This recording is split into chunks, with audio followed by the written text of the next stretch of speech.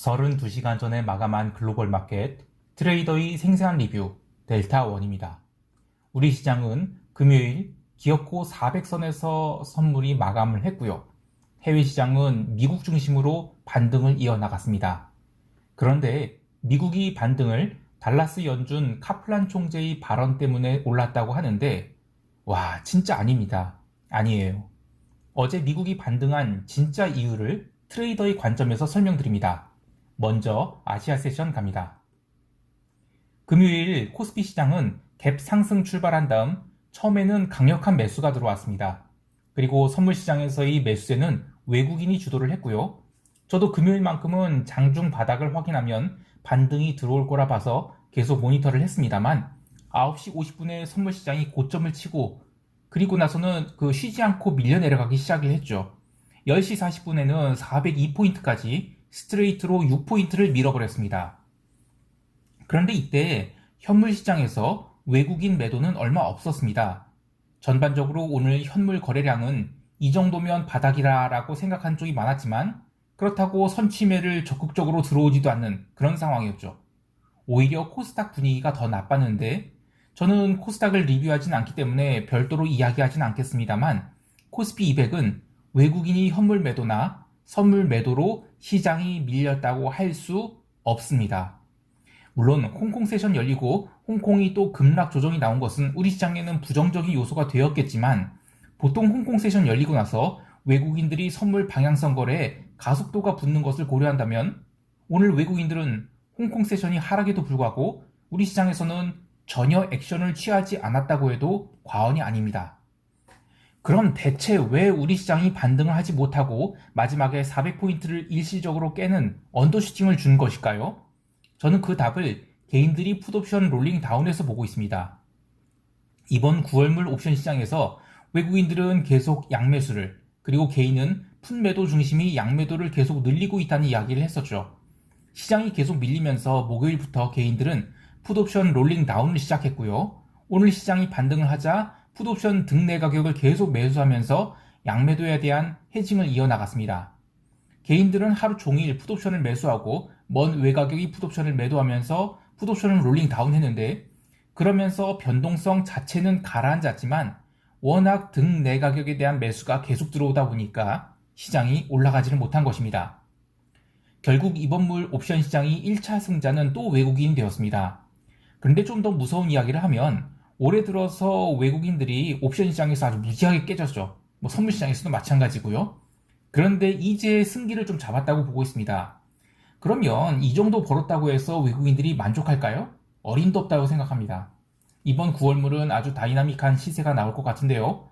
선물지수 400포인트가 단기 저점이 될 수 있을 망정 이번물 자체로 보면 저는 아래로 더 열려있다고 봅니다. 저는 380에서 385선까지 보고 있는데 아쉽게도 지금이 프리미엄은 너무나 비싸요. 그래서 시장은 단기 바닥을 쳤다고 봐야 되겠습니다. 개인들이 이틀에 걸쳐 롤링 다운을 했기 때문에 여기서부터는 신규 헤징 수요가 들어오기 어렵죠. 마침 해외 시장도 반등을 했기 때문에 월요일은 398에서 408이 아주 큰 박스를 그릴 가능성이 있는데요. 아래로는 대충 다 왔고요. 또 위로는 408선까지는 큰 반등을 줄 수 있는 상황이 되었습니다.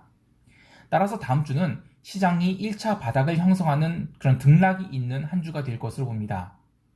또 하나 재미있는 현상을 이야기하면 시장은 410선을 단기 저점으로 해석했는데 목요일 그 자리를 깨면서 선물 미결이 사실상 거의 늘어나지 않았습니다.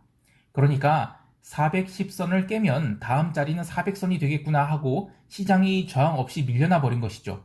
그리고 금요일에 시장이 추가 하락을 하면서 그 다음부터 미결이 크게 늘어납니다. 제가 참 싫어하는 말인 이 락바텀이라는 말이 이 선물 400포인트에서 컨센서스가 형성되고 있는 건데요. 이 세상에 락바텀이 어디 있습니까? 락바텀 깨지면 그 다음 지지선은 무슨 타이타늄 바텀이고 그 다음에는 다이아몬드 바텀입니까? 어쨌든 이 400선에 대한 시장이 지지는 확인되었고요. 408선까지는 아주 빠르게 반등할 수 있는 자리가 되겠는데요. 그러니까 그 이상, 그러니까 420, 430 이상은 아주 요원한 자리가 된다는 이야기를 하고 싶습니다. 마지막으로 옵션 시장에 대한 이야기를 하나 더 하면 외가격 콜옵션에 대한 베팅이 좀 들어왔는데 반등이 나오면야 당연히 콜옵션에서 시세가 나오긴 하겠지만 금요일 오후 2시 30분 이후로 시장이 400포인트를 깬 것은 콜옵션 매수자들이 투매가 만들어낸 현상을 보고 있어요. 그러니까 금요일장은 좀 반등하겠지라고 생각한 콜옵션 매수세가 항복을 했기 때문에 월요일은 장 초반에 빠른 반등이 나올 수 있다고 봅니다. 근데 그게 장 마감 때까지 이어질 거라고 보진 않아요. 좀 더 자세한 대응 전략은 이따 총평 때 이야기를 하기로 하고요. 유럽 세션 갈게요. 유럽 증시는 장 초반에 등락이 있었긴 하지만 적극적으로 밀어내는 쪽도 없었고요. 또 당기는 쪽도 없이 변동성은 팽팽한 대결을 하고 있었습니다. 어제는 뭐 경제지표도 의미 있는 게 없었고 또 그렇게 긴장감을 보이는 상황에서 시장이 대충 수렴을 하고 있었는데 9시 30분에 미국의 그 프리마켓에서 마이크로소프트를 포함해서 이 빅테크 주식들의 강력한 매수 효과가 들어오기 시작을 합니다. 거기서부터는 오늘 시작 하락이 없다라는 인식이 생기면서 변동성이 갑자기 죽기 시작을 했어요. 그러면서 시장은 빠르게 반등을 했고요. 변동성을 죽인 만큼이 상승으로 마감을 했습니다.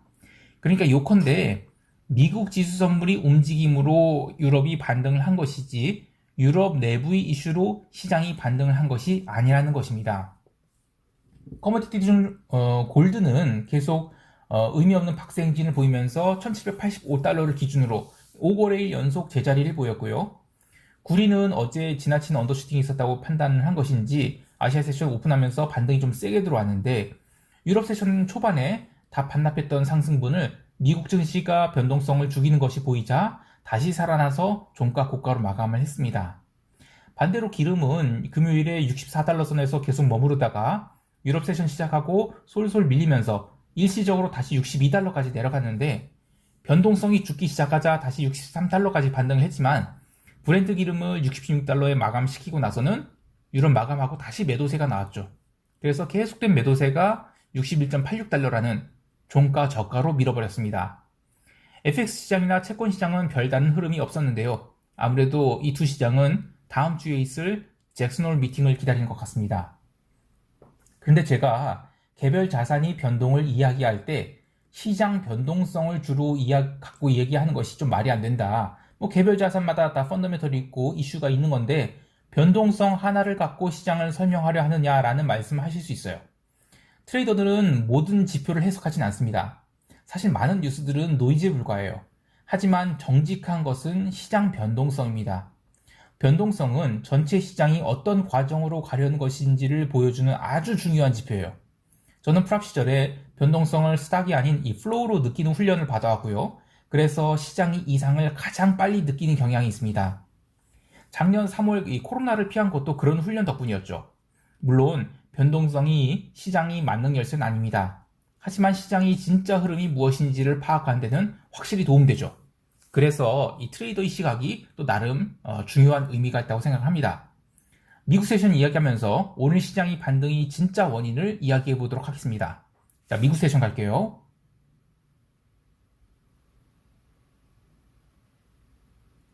오늘 미국 시장이 오른 이유를 이 로버트 카플란 이 달라스 연준 총재의 비둘기 발언으로 꼽는 분들이 많아요.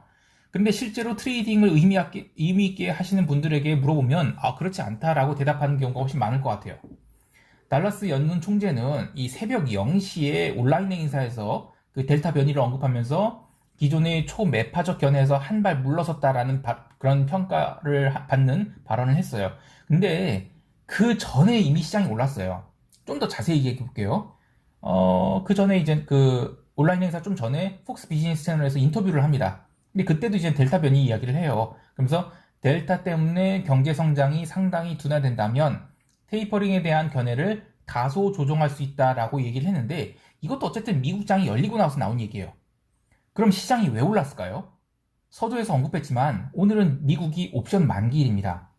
장 시작 전만 해도 시장 분위기는 오늘 아래로 얼마를 밀어버릴 수 있을까 뭐 이런 거였어요. 그런데 미국이 프리마켓 호가가 본격적으로 들어오는 이 본장 시작 1시간 전인 한국 시간 9시 30분에 마이크로소프트랑 그 테슬라, 엔비디아 같은 놈들이 갑자기 튀면서 지수 선물이 빠르게 상승하기 시작합니다. 그러면서 변동성도 빠르게 같이 죽기 시작해요. 이 개별 종목 옵션 만기 때문에 시장을 개별 종목들 특히 빅테크를 끌어올리겠다라는 그런 뉘앙스, 그 어떤 시장의 흐름이 나타나 버린 겁니다. 그래서 변동성이 빠르게 죽고 이번 옵션 만기가 아래로 꽝이 아니라 위로 꽝이다. 이런 인식이 생기면서 9시 30분부터 10시 30분 본장 시작할 때까지 S&P 기준으로 그 하락분을 다 돌려놔요. 그게 벌써 20포인트 상승이거든요. 그렇게 시장이 변동성을 죽이겠다는 그런 컨센서스가 형성되자 기관들 중심으로 본장 시작하면서 변동성 매도가 더욱 강하게 나오면서 시장은 장 시작하고 1시간 만에 S&P 지수 4430에 도달해서 사실 그 자리에서 하루 종일 뭉갠 겁니다. 그 위로 올라간 거는 그 카플란 총재의 발언 때문에 올라가는데 얼마 안 올랐어요. 그러니까 카플란 총재의 발언은 그것 때문에 시장이 오른 게 아니라 이미 변동성 매도가 나와서 시장이 4430까지 올라간 다음에 거기서 약간 오버슈팅 나왔다 제자리 오버슈팅 났다 뭐 이런 식으로 그 밤 11시 30분부터 새벽 5시 장마감 때까지는 그냥 변동성 매도였을 뿐입니다. 오히려 장마감 30분 전부터 숏플레이어들이 또 손절매를 하면서 S&P 선물을 4,400까지 당기는 그런 일이 있었죠.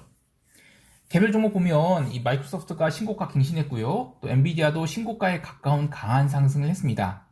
전반적으로 빅테크들이 강세가 있었고 나머지 종목들도 대부분 강하게 마감을 했죠. 하지만 저는 선물 매도를 치울 생각이 없는데요. 월요일 아시아 세션과 유럽 세션에서 미국 지수 선물들이 더 오른다면 아주 감사한 마음으로 숏 포지션을 추가할 생각입니다.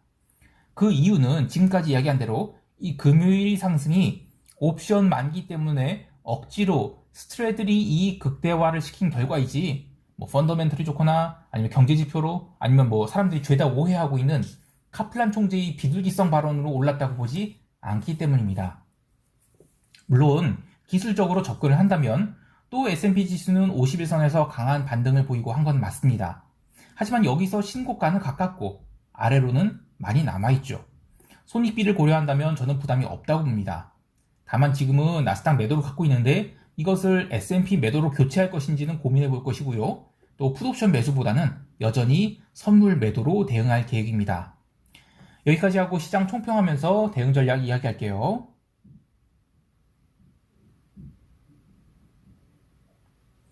우리 시장은 여전히 반등 시 매도를 보고 있는데 다음 주는 시장이 좀 거꾸로 움직일 것 같아요. 저는 미국이 다시 내려갈 것으로 보고 있는데 해외 시장 하락으로 갭 다운이 크게 나오면 우리 시장은 반대로 강하게 반등이 나올 수 있다고 보고요. 또 상승을 크게 할 가능성 없지만 혹여 상승이 나온다면 오전장은 상승했다가 오후장에 살짝 눌리는 그런 윗꼬리가 만들어지면서 선물지수 398에서 408선 사이에서 왕복 달리기를 할 것으로 보입니다.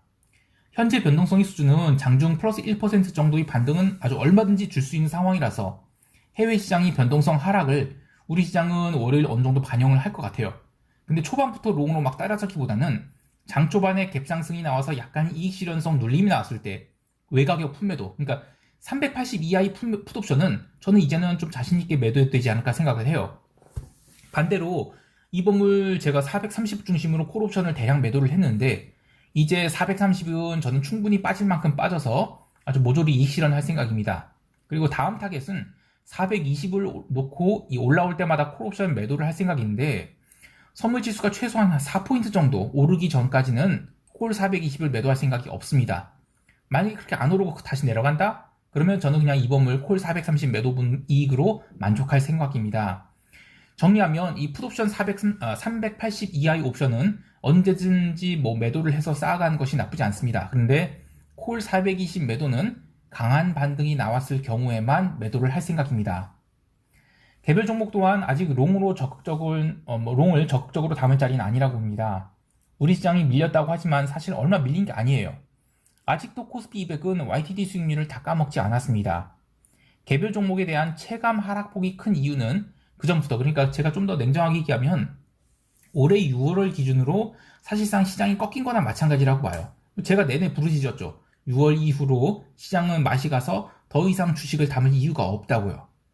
그러나 그 사이에 개별 종목 장세가 한참 펼쳐지면서 시장이 빠지지도 않고 오르지도 않다가 8월 4일과 5일에 그 삼성전자로 강한 페이크를 주면서 종합주가 지수를 3296포인트까지 당길 때 그때 사람들이 뭐라고 했어요? 이거 다시 대세 상승 아니냐라고 그렇게 착각을 하게 만들었지만 저는 그때 소신있게 숏을 외쳤어요. 하지만 마음속으로는 스트레스가 컸죠. 물론 그런 소신 있는 태도는 똥꼬집이 아니라면 나쁜 것이 아니에요. 다만 트레이더가 위축되는 것을 막을 수는 없는데요. 그래서 이번 하락에 저는 콜 430 매도밖에 챙기지 못했고 풋옵션 매수는 제대로 하지 못해서 좀 아쉽긴 해요. 그런데 시장에서 이익을 제대로 낼 수 있는 것은 풋 매수가 아니라 콜 매수입니다. 나중에 옵션 매수에 대해서 이야기할 기회가 있겠지만 풋 매수 좋아하는 사람들은 사실 오래 가지 못해요.